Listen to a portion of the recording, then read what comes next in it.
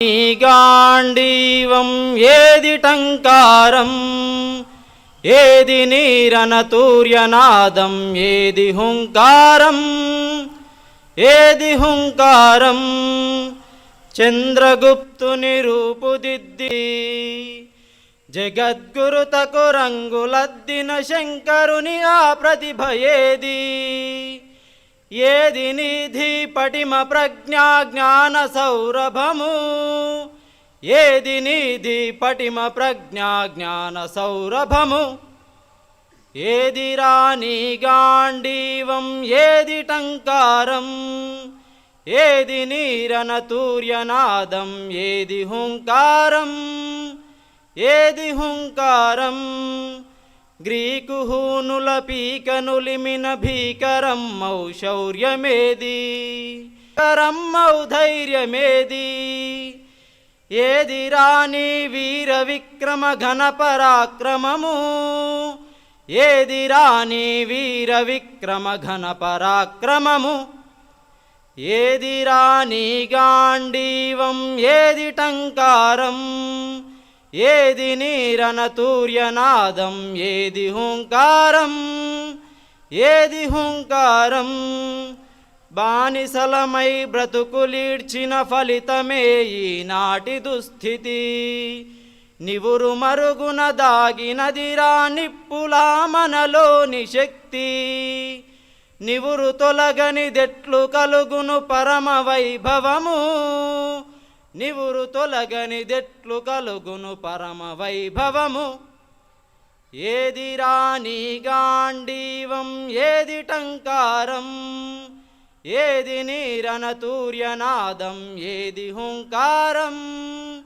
ఏది హుంకారం ఎత్తరాని గాండీవం ఎలుగెత్తరాని దేవదత్తం ఢీకొనరా పాశుపతమై చీల్చరారిపు దుష్ట వ్యూహం విశ్వగగనము నెగురవేయగ విజయకేతనము విశ్వగగనము నెగురవేయగ విజయకేతనము ఏది రాణి గాండీవం ఏది టంకారం ఏది నీరనతూర్యనాదం ఏది హుంకారం ఏది హుంకారం ఏది హుంకారం ఏది హుంకారం।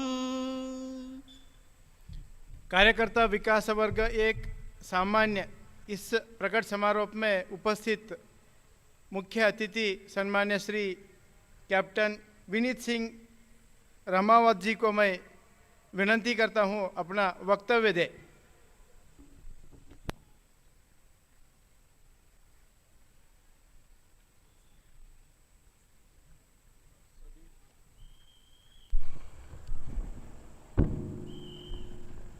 सभी मैं आभार व्यक्त करता हूं कि आज संघ के जितने भी संचालक हैं उन्होंने मुझे आप सबके समक्ष उपस्थित होने का अवसर दिया। मैं तहे दिल से आप सबका शुक्रिया अदा करता हूं। और दूसरा, मुझे इस अद्भुत अनुभव को देखने का सौभाग्य मिला। आप सब ने जो भी प्रदर्शन किया वो अद्भुत था, अद्वितीय है।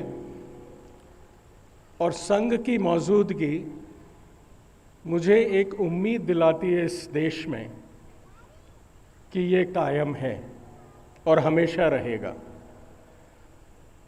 एक विचार मन में आ रहा था कि आखिर हमारी शाखाएं क्या हैं। एक वृक्ष का बोध करते हैं और उसकी अनेकों शाखाएं होती हैं, और जैसे जैसे ज़रूरत होती है एक शाखा और पैदा होती है, और उस शाखा का जोड़ मूल तने से होता है जो धरती माता में जाकर रूट्स जड़ों का काम करता है। और उस वृक्ष के नीचे पूरा संसार, पूरा समुदाय, पूरा समाज शरण लेता है। नई नई पत्तियां आती हैं, जैसे हमारे नई पौध हमारे सामने मौजूद है। वो एक उम्मीद है कि जो हमारी सोसाइटी को एक शरण देने की योग्यता रखती है। समय पे आने पर हम हथियार का भी इस्तेमाल कर सकते हैं, आत्मरक्षा कर सकते हैं, अपने परिवार की मान मर्यादा बचा सकते हैं। ये एक उम्मीद है। फिर एक विचार ज़रूर आ रहा था मन में कि आखिर वो शाखाएं, वो तना और वो रूट्स, जो जड़ें हैं, वो जड़ें क्या हैं। अगर जड़ मजबूत है तो शाखाएं भी हैं। और वो जड़ें आखिर हैं क्या जो समाज को बनाए रखती हैं, इंसानियत को बनाए रखती हैं। वो जड़ें हैं हमारा कैरेक्टर, मोरालिटी बहुत ज़रूरी है, जिसमें कि हमारा जो चरित्र है, व्यक्तित्व है, और इस देश की जो आध्यात्मिकता है वो इन चीज़ों की जड़ें हैं।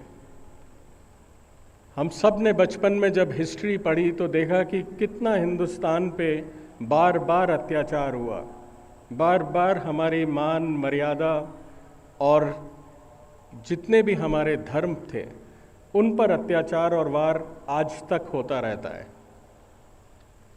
और हम में से कुछ लोग क्यों प्रभावित हो जाते हैं? सिर्फ दो कारण से, और वो दो मुख्य कारण हैं हमारा भय और हमारा लालच।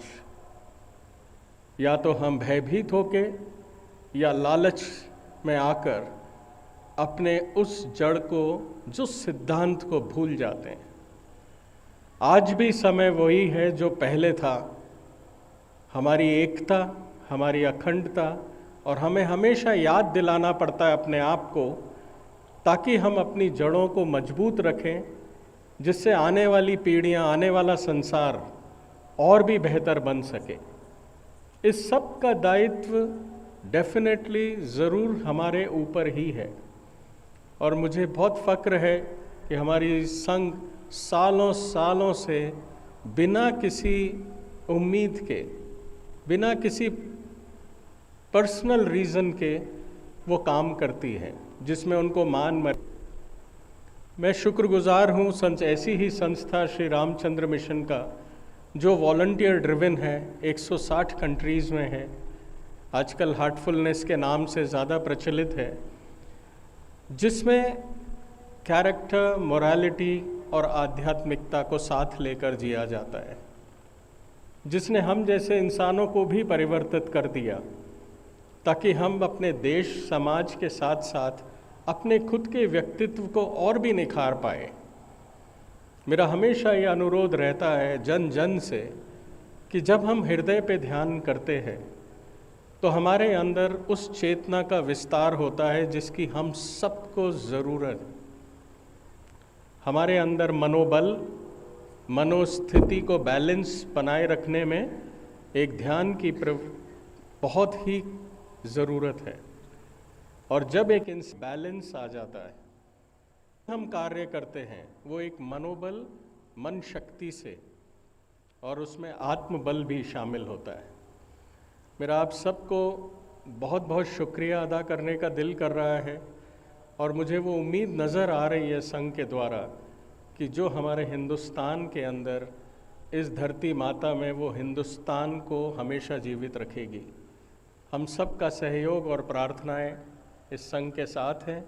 मैं फिर से धन्यवाद देता हूं आप सबका जो इसको चला रहे हैं, और हमसे जो भी सहयोग होता है, क्योंकि हिंदुस्तान में दूसरी बार आने का मौका मिलेगा या नहीं मुझे नहीं पता, बट जब हम जीवित हैं तो अपना अपना योगदान ज़रूर इस धरती माता के लिए करें।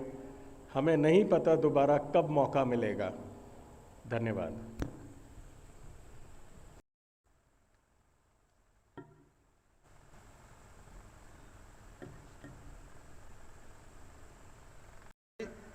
अपना वक्तव्य दे।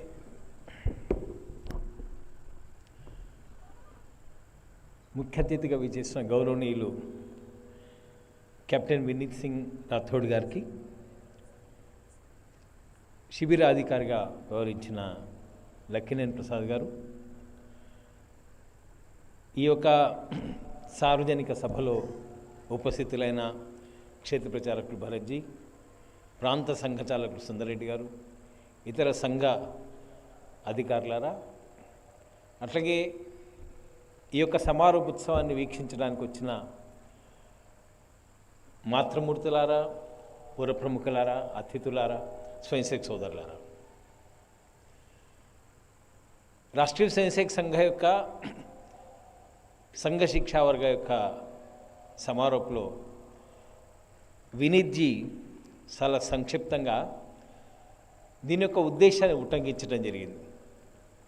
మౌలికంగా ఈ దేశ యొక్క సాంస్కృతిక మూలాల నుండే మన జీవితంలో రావాల్సిన ధైర్యము, సాహసము, అదే రకంగా ఉన్నతమైన విలువల గురించి జీవించే ఒక ప్రేరణ లభిస్తుందని, దాని ఆశయం దృష్ట్యానే రామచంద్ర మిషన్ ఆ పేరుతో అనేక దేశాల్లో పని నడుస్తుంది అనే విషయం వాళ్ళు ప్రస్తావించారు. विनीत जी, आप जैसा बताए कि मूल में जो काम होना चाहिए देश में, परम पूज्य डॉक्टर जी जो संघ के संस्थापक थे, उनका एक विचार ऐसा रहा, अगर देश का उत्थान होना should go on and in our country cultural renaissance precedes all other renaissances, all other revolutions also. So సాంస్కృతిక పునరుత్థానం కొరకు ఈ దేశ నిర్మాణంలో భాగంగా రాష్ట్రీయ స్వయంసేవక సంఘ యొక్క స్థాపన పరమపూజ్య డాక్టర్జీ చేశారు. జీవితమంతా కూడా బ్రహ్మచారిగా ఉంటూ సర్వం సమాజం సమర్పణ చేస్తూ, అదే రకంగా తన యొక్క వృత్తిలో ఆ కాలంలో డాక్టర్ అయినా కూడా తన సొంత జీవితం గురించి ఏం ఆలోచించకుండా సర్వస్వాన్ని సమాజ కొరకు అర్పణ చేసిన మహాపురుషుడు స్వయం పరమపూజ్య డాక్టర్జీ. అన్ని రకాల ఉద్యమాల యొక్క అనుభవం తీసుకున్న తర్వాత వారికి వచ్చిన ఒక కన్క్లూజన్ ఏంటంటే, సమాజం యొక్క శక్తివంతమైన సమాజం లేనప్పుడు దేశానికి వైభవం చేకూరదు. ఒకవేళ ఎప్పుడైనా విజయం సాధించినా కూడా అది మన చేతులను వెళ్ళిపోతుంటుంది. తిరిగి మళ్ళీ అనేక రకమైన బలహీనతలు సమాజంలో చోటు చేసుకునే అవకాశం ఉంటుంది. కాబట్టి స్థాయి రూపంలో శాశ్వతంగా సమాజం లోపల వైభవ స్థితి కొనసాగాలన్నా కూడా సమాజం జాగృతంగా ఉండాలి, సమాజం సంఘటితంగా ఉండాలన్న ఒక ఆలోచనతోనే రాష్ట్రీయ స్వయంసేవక సంఘాన్ని ప్రారంభించారు. సమాజ జాగరణ, సమాజ సంఘటిత శక్తి నిర్మాణం దృష్ట్యా మనుషులే అవసరం పడతారు, వ్యక్తులు అవసరం పడతారు. సో వ్యక్తుల యొక్క తయారీ అవుతుంటుందో, వ్యక్తి నిర్మాణ క్రమం అవుతుందో, అదొక ముఖ్యమైన ఉద్దేశంగా మ్యాన్ మేకింగ్ మిషన్ అనేది ఒక మిషన్గా తీసుకొని వారు అనేక రకాల గొప్ప అనుభవాలు ఉన్న పక్క జరిగి 90 సంవత్సరాల క్రితం ఈ యొక్క శిక్షా వర్గ ప్రారంభం చేశారు. 1925లో ఆర్ఎస్ఎస్ వాజ్ స్టార్టెడ్. 1927 దిస్ ప్రశిక్షణ started. For the last 90 years continuous effort in man making mission and continuously working for a concept of personality development. It's a big task for any organization. It is continuing. उसके कारण ये 90 वर्ष में अभी अपना जो शिक्षा चल रहा है, देश भर में 1 लाख युवक ऐसा शिक्षा में अभी उपस्थित है, उनका प्रशिक्षण हो रहा है. सो गत 90 years में सर लाखों की संख्या में व्यक्ति का निर्माण का जो प्रक्रिया चला, उसका एक दृश्य, छोटा सा दृश्य अभी अपन देख रहे हैं. सो जितने सारे अच्छे अच्छे गुण हैं, great values are imbibed into character through habits. So generally habits imbibe the character and sum total of thoughts is character. So 20 years 20 days యొక్క ప్రశిక్షణలో సమూలంగా వ్యక్తి యొక్క నిర్మాణం లోపల ఉన్న ముఖ్యమైన అంశాలను స్పర్శిస్తూ ఈ యొక్క ప్రశిక్షణ జరిగింది. ఈ 90 సంవత్సరాల యొక్క ప్రశిక్షణ కారణంగా దేశవ్యాప్తంగా నిర్మాణమైన కార్యకర్తల జట్టు అవుతుందో ఒక భవ్యమైన ఒక సంఘటనలో దేశం నిలబడింది. అయితే ఇంత గొప్ప కార్యం సాధించడానికి ఇన్స్పైర్డ్ వ్యక్తులు అవసరం, ప్రేరణ కలిగిన వ్యక్తులు అవసరం. ప్రేరణ కలిగిన వ్యక్తులు లేకుండా ఈ యొక్క సమాజ సంఘటన జరగదని డాక్టర్జీ భావించారు. కాబట్టి ఇట్లాంటి ప్రశిక్షణ ఆధారంగా వ్యక్తులు కార్యకర్తలు బయటకు వస్తారో వారు ఇన్స్పైర్డ్ పర్సనాలిటీస్గా బయటకు వస్తారు. ఒక ఉదాహరణగా చెప్తాను నేను. లక్షలాది మంది కార్యకర్తలు వర్క్ చేస్తున్నారు. అందరూ ఉదాహరణలో చాలా రకాల ఒక రకంగా అలజడి జరుగుతుంది. ఇండియన్ ఆర్మీ పోయింది, మణిపూర్ని కాస్త సంభాళించే ప్రయత్నం చేస్తుంది. మణిపూర్ యొక్క ఎథ్నిక్ కాన్ఫ్లిక్ట్ అవుతుందో ఒకసారి దాన్ని సంభాళించలేరు. కారణం ఏంటంటే నార్త్ ఈస్ట్ స్టేట్స్లో 400 యొక్క గిరిజన తెగలు ఉన్నాయి, 180 భాషలు ఉన్నాయి. 1180 యాసలున్నాయి.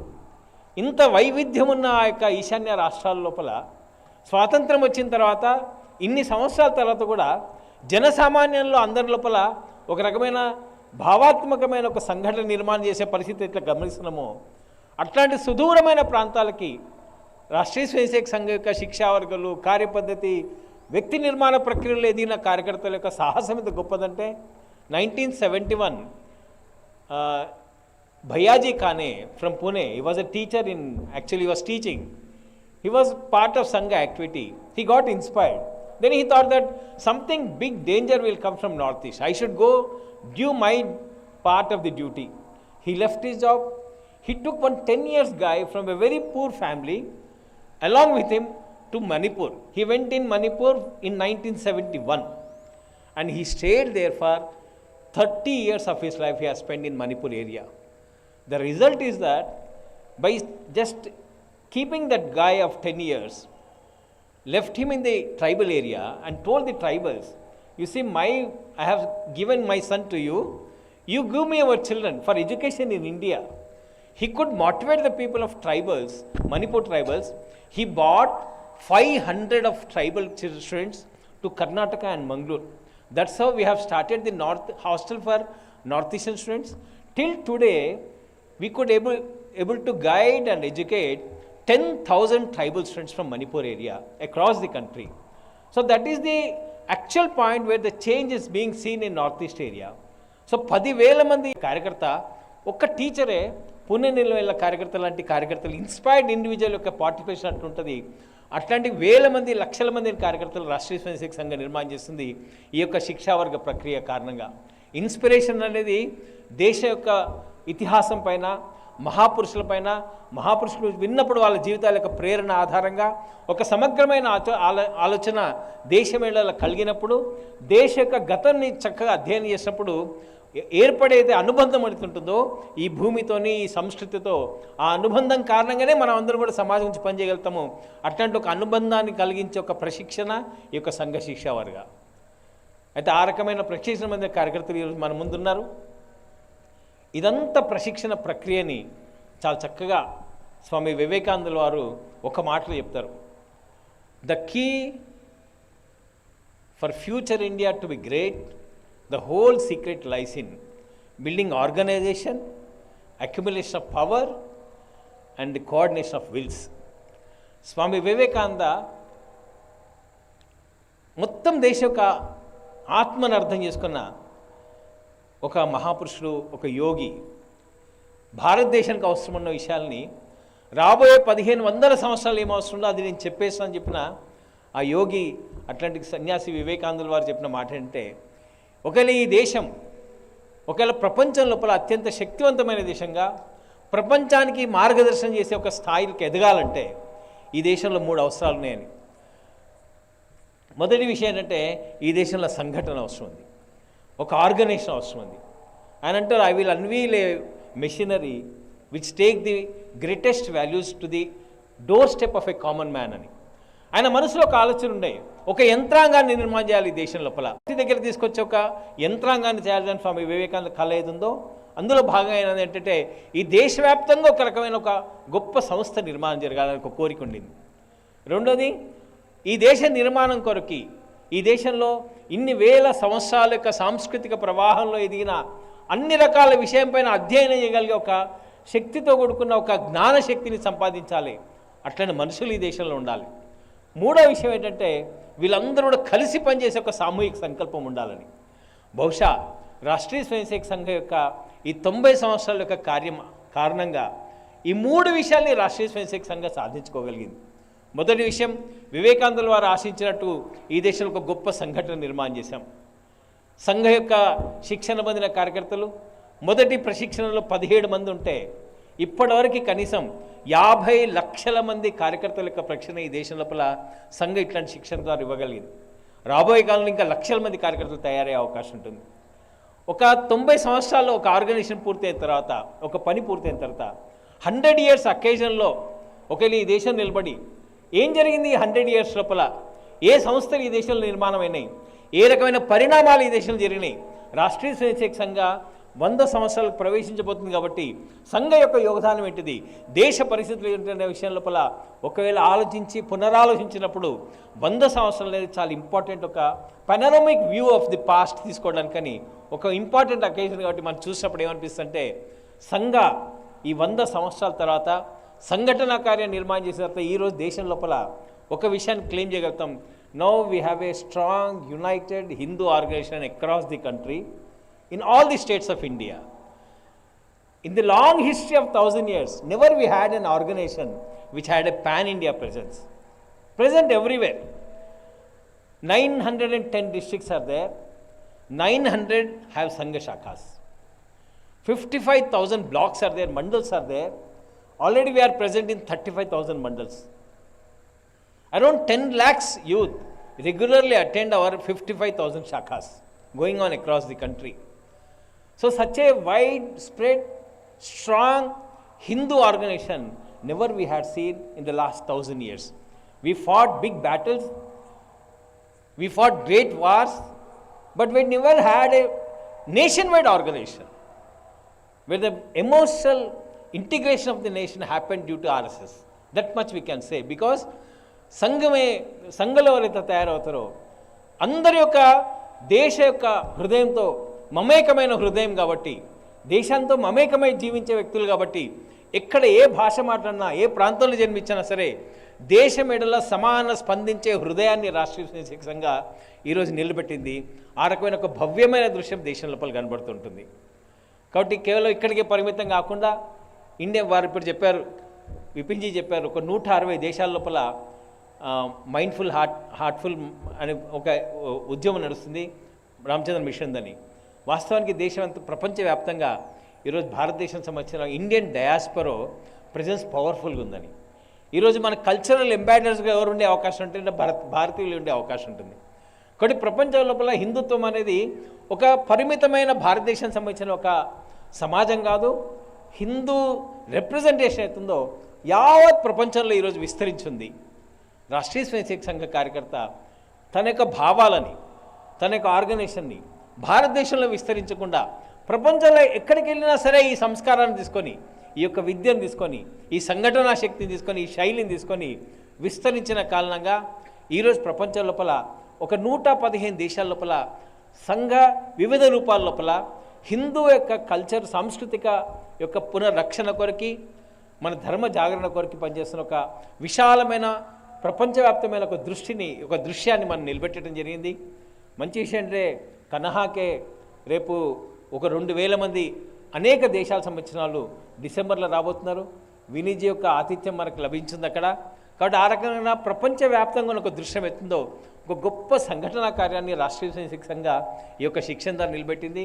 మనందరం స్వయంసేవకులుగా 99 సంవత్సరాలు సంఘం పూర్తి చేసిన సందర్భంగా ఒక రకంగా విహంగ వీక్షణం అంటారు, చూసినప్పుడు మనకు అడిగే అత్యంత విశ్వాసం కలిగించే ఒక దృశ్యం ఇది. సగర్వంగా మనం దాంట్లో పార్ట్గా ఉన్నాం, అందులో కార్యకర్తగా మనం పనిచేస్తున్నాం. ఈ శక్తి, ఈ కెపాసిటీ అవుతుందో ఎంత పని చేయగలుగుతున్న విషయం లోపల ఒక చక్కటి ఉదాహరణ రామజన్మభూమికి సంబంధించిన నిధి సేకరణ కార్యక్రమం.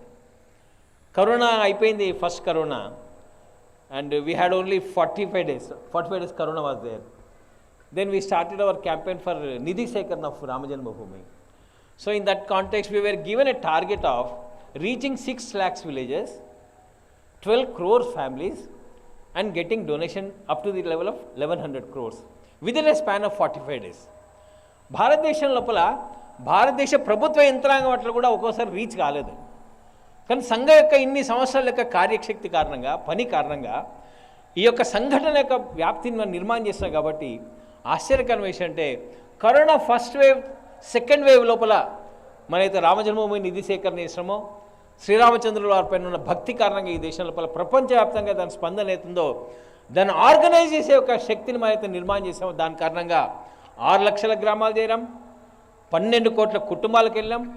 మనం వెళ్ళి నిధి సేకరణ చేసినప్పుడు మనం ఆశించి 1100 కోట్లు ఆశించాం. కానీ శ్రీరాముల వారి యొక్క దయ కారణంగా, వారి యొక్క భక్తి కారణంగా 3300 కోట్లతో భవ్యమైన రామ మందిరాన్ని నిర్మాణం చేశాం. కాబట్టి ఈ 90 సంవత్సరాల కాలఖండంలో రాష్ట్రీయ స్వయం సంఘ యొక్క ఆర్గనైజేషన్ కెపాసిటీ ఏంటిది, ఎక్కడి దాకా రీచ్ కావాల్సిన విషయంలో ఒక మంచి నిదర్శనం, ఒక మంచి ఎగ్జాంపుల్ ఏదంటే రామజన్మభూమి యొక్క నిధి సేకరణ కార్యక్రమం. కాబట్టి ఆ రకమైన పద్ధతి లోపల సంఘ యొక్క పని యొక్క వ్యాప్తి నెక్స్ట్ 100 years లోపల ఇంకా పెద్ద విస్తృతంగా జరగాలని, 55,000 గ్రామాలకు పరిమితమై స్థలాలకు పరిమితం అయితే పని జరుగుతుందో, మనకు సంఘ పెద్దల యొక్క పరపుణ్య సరసంఘచాలజీ యొక్క వారి యొక్క లక్ష్యం ఏంటో మనకు అందరికీ చెప్పిన విషయాలు ఏంటంటే 1,00,000 గ్రామాలలోపై ఈ పని నిర్మాణం చేయాలని, అంటే ఒక 5-6 గ్రామాల మధ్యలో ఒక శాఖ నిలబడాలని, ఆ శాఖ ఆధారంగా ఒక జాగృతమైన ఒక యువకుల బృందం, ఒక సంఘటిత శక్తి ఆవిష్కరించబడినప్పుడు విజిలెంట్ కంట్రీ దేశంలో నిర్మాణమయ్యే అవకాశం, విజిలెంట్ సొసైటీ నిర్మాణమయ్యే అవకాశం ఉంటుంది. జాగృతమైన సమాజం ఉన్నప్పుడు దేశంలో ఏ భాగంలో ఏ జరిగినా సరే దాని గురించి వెళ్ళి ఆలోచించి దాని కొరకు పనిచేసే ఒక ప్రక్రియ నిర్మాణం అవుతుంది. కాబట్టి అట్లాంటి ఒక సామాజిక చైతన్యాన్ని మనం రాబోయే సంవత్సరం లోపల మనం చూడబోతున్నాం. ఆ రకంగా 1,00,000 గ్రామాలను విస్తరించే ఒక కార్యాన్ని సంఘ పెద్దలు ఆదేశించిన కారణంగా కార్యకర్తలు అందరం కూడా బయటికి వెళ్ళిన తర్వాత కార్యక్షేత్రం లోపల ఈ 1,00,000 గ్రామాలకు వెళ్ళే ఒక చైతన్యంతో మనం వెళ్తాం, అట్లా విస్తరించే ప్రయత్నం చేస్తాం. ఇదొక విశేషత. రాష్ట్రీయ స్వయంసేవక సంఘం యొక్క 99 సంవత్సరాల యొక్క పని కారణంగా ఏర్పడ్డ ఒక స్థితి ఈరోజు దేశంలో కనబడుతుంది. రెండోది ఒక విశేషం ఉంది, సంఘంలో ప్రతి సిద్ధాంతం కూడా ఒక కోణంలో పనిచేస్తుంటుంది. కానీ సంఘం యొక్క విశేషం ఏంటంటే ఆర్గనైజేషన్ యొక్క ఈ టెక్నిక్ని అన్ని ఆస్పెక్ట్స్ ఆఫ్ నేషనల్ లైఫ్లో మనం అప్లై చేయగలిగినాం. జాతీయ జీవనం లోపల national recreation happens in all aspects of life. So we could implement this technique of organisation, this ethos of working together, this ideology in all aspects of life in the country for the glory of the country. We could do it, we could establish organizations. అందరూ కూడా విద్యా వ్యవస్థ గురించి మాట్లాడుతుంటారు, we want a change in the education sector అని. ఇంకొక generation రావాలంటే మన యొక్క సంస్కారం నుండి బయటికి వెళ్ళాలి. సంఘ కార్యకర్తలు గత కొన్ని సంవత్సరాలు కష్టపడ్డ కారణంగా 35,000 పాఠశాలలు, 35,000 స్కూల్స్ మనం నడుపుతున్నాం. కనీసం ఒక 35 లక్షల మంది విద్యార్థులు మన దగ్గర చదువుతున్నారు. కేవలం ఇంత విస్తరణే పరిమితం కాదేమో, సుదూరమైన ప్రాంతాలు, ట్రైబల్ ఏరియాసు, అట్లాగే కోస్ట్ ఏరియాసు, చాలా ఫార్ ఫ్లంగ్ ఏరియాస్ లోపల సమాజానికి విద్య అవసరం ఉంది. కాబట్టి కొద్దిమంది ఒక 4 కార్యకర్తలు అనుకొని ప్రయత్నం చేసిన కారణంగా ఈరోజు 1,00,000 ఏకల్ విద్యాలయాలు, 1,00,000 single teacher schools we are running across the country. కాబట్టి ఆ రకమైన ఒక విస్తరణ ఎడ్యుకేషన్ సెక్టర్లో మనం చూపించగలిగినాం. అదే రకంగా కళ్యాణ ఆశ్రమం ఉంది. ఈరోజు మన దగ్గర చాలా నక్సల్స్ యొక్క పోరాటాలు జరుగుతుంది. చాలామంది చెప్తుంటారు 70 సంవత్సరం నుండి 50 సంవత్సరం నుండి పోరాటం చేస్తున్నారని. ఈ పోరాటాన్ని రాష్ట్రీయ స్వయంసేవక సంఘ కార్యకర్తలు కూడా 75 సంవత్సరాలుగా ట్రైబల్ ఏరియాస్లో వర్క్ చేస్తున్నారు. ఏ పరిమితమై వర్క్ చేయట్లే, దేశం మొత్తంలో ఉన్న ట్రైబల్ ఏరియాస్లో ఈరోజు కళ్యాణ ఆశ్రమం పనిచేస్తుంది. అన్ని ట్రైబల్ ఏరియాస్లో మనం అందరూ ఆలోచించదగ్గ విషయం అంటే మన అన్ని పుణ్యక్షేత్రాలు, మన సాంస్కృతిక శ్రద్ధా కేంద్రాలన్నీ కూడా గిరిజన ప్రదేశాల్లో ఉన్నాయి. శ్రీశైలం చుట్టూ విస్తరించిన 250 స్క్వేర్ కిలోమీటర్లు ఉన్న ఆ యొక్క అడవిలో శ్రీశైలంలో ఉన్న శ్రీశైల మల్లన్న నివసించి ఉంటాడు. అక్కడ తిరుమల తిరుపతి అట్లాగే ఉంటుంది. భారతదేశానికి సంబంధించిన అత్యంత పవిత్ర క్షేత్రాలన్నీ కూడా పట్టణాలలో లేవు, ఒక చాలా పెద్ద దట్టమైన అడవులలో ఉన్నాయి. దాని యొక్క ఆవరించి దాని చుట్టూ జీవిస్తున్న ఏదైతే గిరిజన ప్రజలు ఉన్నారో వాళ్ళందరూ గొప్ప భక్తులు. వాళ్ళు ఒక రకంగా ఈ యొక్క మన యొక్క మూలాల్ని రక్షించిన వాళ్ళు, వాళ్ళ పాత్ర ఎక్కువ. కానీ అట్లాంటి ప్రజల దగ్గర మనం వెళ్ళలే. కానీ రాష్ట్రీయ స్వయంసేవక సంఘ దాని యొక్క పనిలో భాగంగా అక్కడ వెళ్ళగలిగినాం. 12,000 ప్రాజెక్ట్స్, 12,000. ఇంకొక విశేషం, ఆశ్చర్యకరమైన విషయం, తెలుగు రాష్ట్రాల్లో అందరం కూడా సంక్రాంతి ఇట్లాంటి ఉత్సవాలు జరిగినప్పుడు మన గంగిరెద్దుల వాళ్ళు అవసరం ఉంటారు, అంటే నొమాటిక్ ట్రైబ్స్ వాళ్ళు. వీళ్ళందరూ కూడా గంగిరెద్దుని పట్టుకుని అంతటా వెళ్తుంటారు. ఇట్లాంటి ట్రైబ్స్ ఏవైతే కంట్రీలు ఉన్నాయో 14 కోట్ల మంది ప్రజలు ఉన్నారు. 14 కోట్ల మంది ప్రజలు మనం పట్టించుకోలేకపోయినాం. కానీ సంఘ కార్యకర్తలు రిమోట్ ఏరియాలు వెళ్ళగలిగారు, ఎక్కడైతే అస్సలే వెళ్ళలేదో సమాజం అక్కడికి వెళ్ళగలిగారు. కాబట్టి తెలంగాణ ప్రాంతంలో ఉన్న నక్కల కుటుంబాలకు సంబంధించిన వాళ్ళు 20,000 మంది కుటుంబాలకి ఏ రకమైన ప్రభుత్వానికి సంబంధించిన రాయితీలు దొరకకపోయింది, ఏ రకమైన సహకారం దొరకకపోయింది, ఉపేక్షతో ఉన్న సమాజానికి చక్కగా మన సామాజిక సమరసత వేదిక ఆధారంగా నిన్ననే గవర్నర్తో మాట్లాడిన కారణంగా వాళ్ళని ఎస్టీ లిస్టులో వచ్చిన తర్వాత ఈరోజు అట్లాంటి సంచార కులాలలో ప్రవేశించి మనం పనిచేస్తున్నాం కాబట్టి ఇక్కడ మహారాష్ట్ర మొత్తం దేశం లోపల అదొక పనిగా తీసుకొని మన పనిని విస్తరించడం జరిగింది. అట్లా సేవా కార్యక్రమాల పేరుతోని రకరకాల కార్యక్రమాలతో మనం విస్తరించిన కారణంగా only service activities we are running to the tune of 1 lakh. Kashmir ఇంత డిస్టర్బ్డ్ కాశ్మీర్లో ఇప్పుడు షోపియానా డిస్ట్రిక్ట్ ఉంది, రాజౌరి ఉంది, ఎక్కడైతే రెగ్యులర్గా ఆపరేషన్ సింధూర్ తర్వాత ఫైరింగ్ జరుగుతుంది, గొట్లాటలు జరుగుతున్నాయో ఈరోజు సేవాభారతి తరఫున 1290 స్కూల్స్ మనము కంప్లీట్లీ 100% టెర్రరిస్ట్ ఎఫెక్టెడ్ ఏరియాస్లో మనం 30 years నిర్వహించగలుగుతున్నామంటే అన్ని రకాల విషయాల లోపల ఒక సమగ్రమైన పరిజ్ఞానంతో మన ఎథోస్ ఆధారంగా, మన లెగసీ ఆధారంగా, మన యొక్క సాంస్కృతిక పునాదుల ఆధారంగా పని నిలబెట్టినాం కాబట్టి ఒక విస్తృతమైన పని నిలబెట్టడం జరిగింది. వీటి యొక్క ప్రభావం కారణంగా ప్రపంచం మారుతుంది, దేశం మారుతుంది. ఈరోజు దేశం లోపల మంచి స్పందన ఉంది, ప్రపంచం లోపల మంచి స్పందన ఉంది మన యొక్క భారతీయ సంస్కృతి విలువల పట్ల. కాబట్టి యోగా అయినా ఇంక ఏదైనా సరే ప్రపంచం దాన్ని స్వీకరిస్తుంది. మన అదృష్టం ఏంటంటే సడన్గా ఒక నెల రోజుల నుండి దేశ యొక్క పరిస్థితి మారింది, దేశ యొక్క భవిష్యత్తు మారింది, దేశ యొక్క పొజిషనింగ్ మారిందని మనం ఊహించలే. భగవంతుడు ఇట్లాంటి ఒక సందర్భాన్ని సృష్టిస్తాడని. ముఖ్యంగా ఆపరేషన్ సింధూర్ తర్వాత ఆ యుద్ధం 4 రోజులే గడిచినా సరే ప్రపంచ దృష్టిని ఆకర్షించిన ఒక యుద్ధంగా మారింది.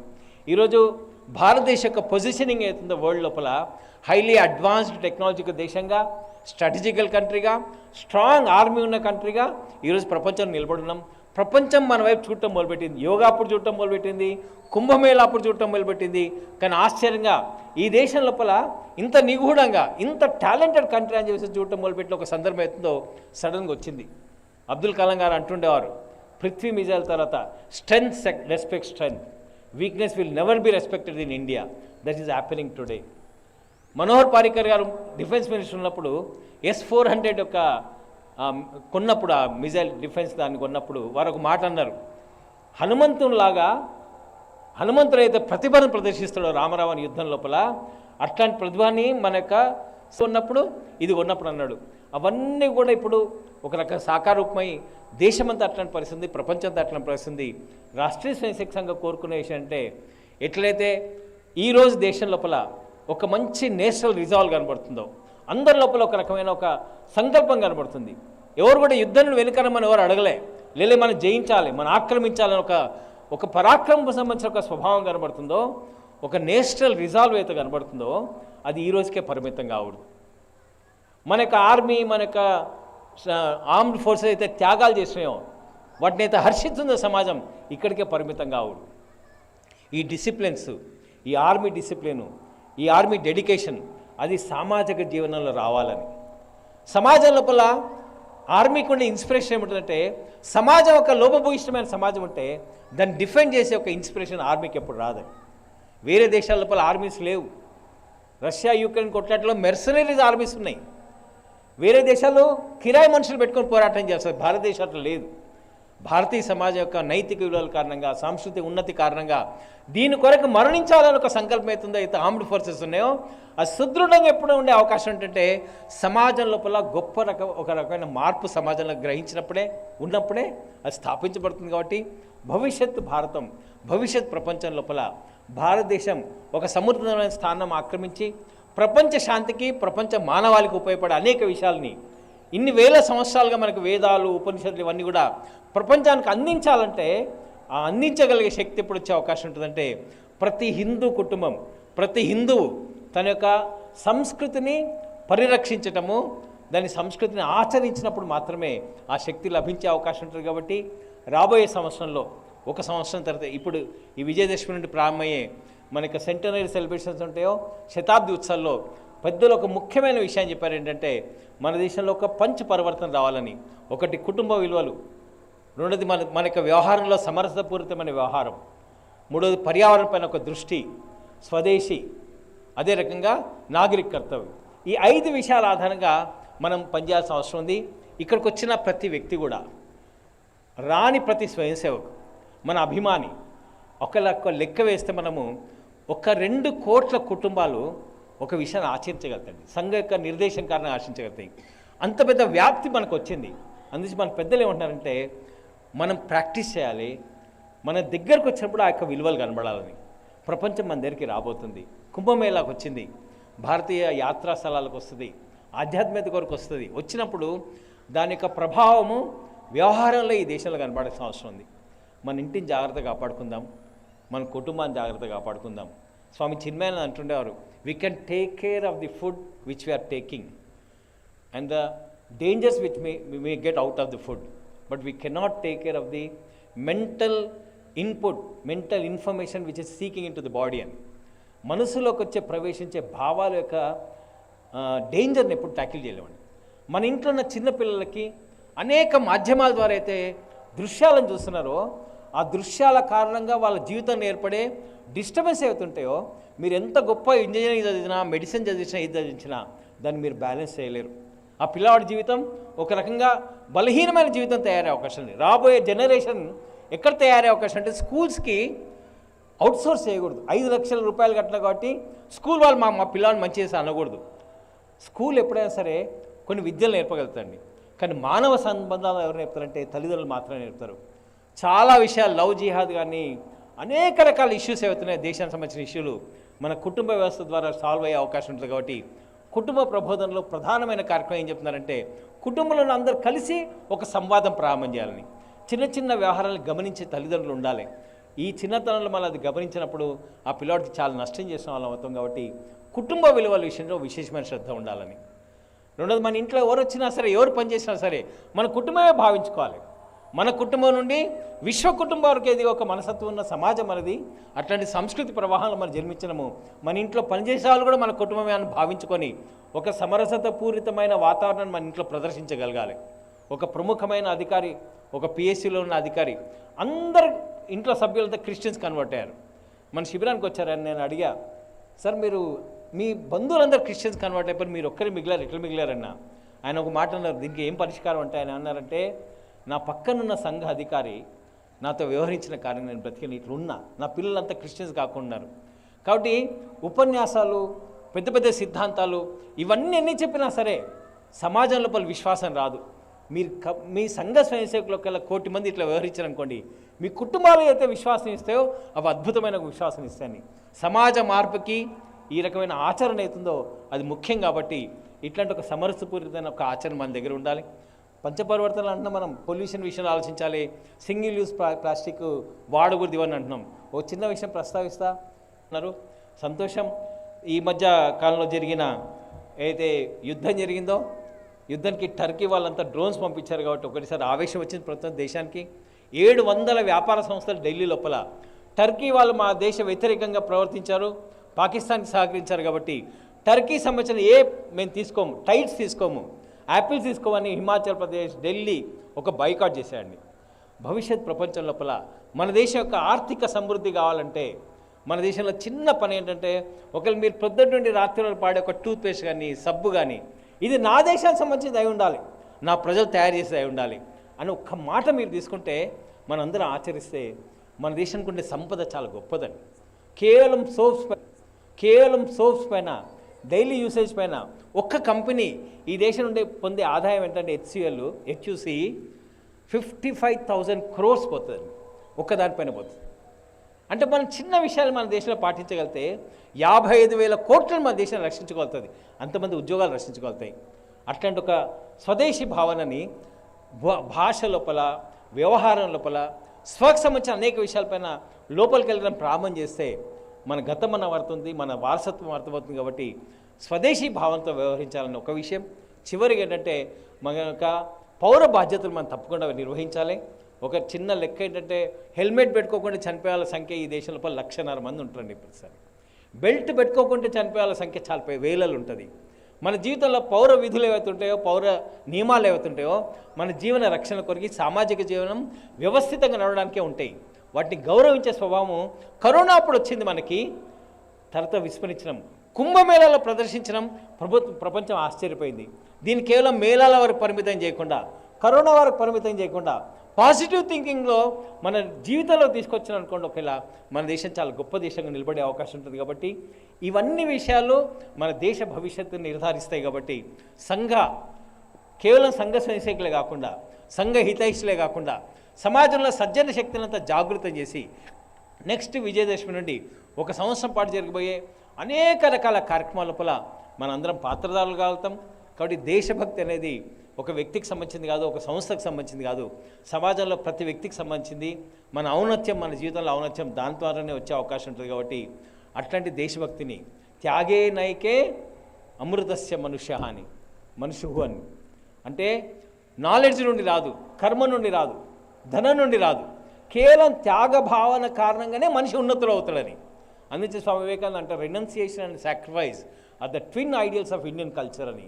ఆ దృష్టిలో మన వ్యక్తిగత జీవితంలో ఎంత బిజీగా ఉన్నా సరే సమాజ హితం నేను చేయకపోతే నా యొక్క పిల్లలకి సంస్కారాన్ని నేను ఇవ్వను, భారతీయ చింతన యొక్క మౌలికమైన విలువలను నేను పాటించటం, హిందూగా పుట్టినందుకు గర్వించాలి, తర్వాత ఈశ్వరు జన్మించక నేను గర్వంతో లోపల నా సాంస్కృతిక విలువల్ని పాటించాలి. ధర్మం అనేది ఎప్పుడైనా సరే ఆచరించబడితేనే ధర్మం ఉంటుందట. ధర్మ రక్షణ అనేది వేరే రక్షించబడే విషయం కాదు, ఆచరించాల్సిన అంశం. కాబట్టి దాన్ని దృష్టిలో పెట్టుకొని మన అదృష్టం మన జీవితం లోపల ఒక సరైన సమయం లోపల ఒక మంచి మార్పు వస్తున్న సమయంలో మనందరూ కూడా ఈ దేశం లోపల హిందువులుగా జన్మించినాం. కాబట్టి మనందరి యొక్క కర్తవ్యం మన ఇంటి నుండి ప్రామాణ్యం కావాలి. హిందుత్వం అనేది మన ఇంట్లో స్పష్టంగా కనబడాలి, మన వ్యవహారాలు కనబడాలి. అట్లాంటి ఒక వ్యవహారాన్ని సమాజం ప్రదర్శించినప్పుడు ఒక గొప్ప శక్తిని ప్రపంచంలో మనం నిలబెట్టగలుగుతాము. ఇప్పుడు భారతదేశానికి ఉన్న కర్తవ్యం అది. కాబట్టి రాబోయే సంవత్సరం లోపల ఒక పెద్ద సామాజిక ఉద్యమం లోపల సంఘ స్వయంసేవకులమే కాకుండా తక్కిన కుటుంబ సభ్యులమే కాకుండా మనందరినీ కలుపుకొని ముందుకెళ్ళి ప్రయత్నం చేస్తే బాగుంటుంది.